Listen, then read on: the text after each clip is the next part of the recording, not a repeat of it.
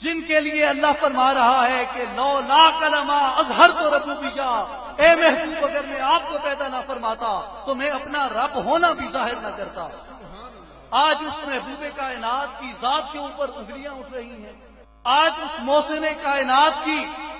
آج اس محسن انسانیت کے اوپر انسان اپنے وہ مذموم عزائم لے کے آگے بڑھ رہا ہے، وہ خباستیں آج میڈیا کے اندر چھاپ رہے ہیں، وہ کفر و الحاد کی طاقتیں جنہوں نے رسول کریم صلی اللہ علیہ وسلم کے گستاخانہ خاکے شائع کیے۔ ٹھیک ہے، ان کے ذمہ اور بھی بہت سارے جرائم ہیں،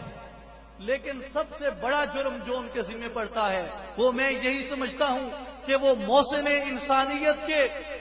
اس انسانی نظریے کا ہے۔ ٹھیک ہے، اگر وہ اسلام کو نہیں مانتے الگ بات ہے، وہ ہمارے عقائد سے، ہمارے مذہب سے، ہمارے کلمے سے، ہمارے نبی سے اگر ان کا اختلاف ہے وہ اپنی جگہ پہ ہے، لیکن یہ کیسی بات ہے جس نے انسان کو انسانیت کے ڈھنگ سکھائے ہیں، تم اسی کی ذات کے اوپر کیچڑ اچھال رہے ہو۔ وہ اس بات کو بھول رہے ہیں کہ چاند کی طرف اگر کوئی منہ کر کے تھوکے تو تھوک اس کے اپنے منہ پہ پڑتی ہے۔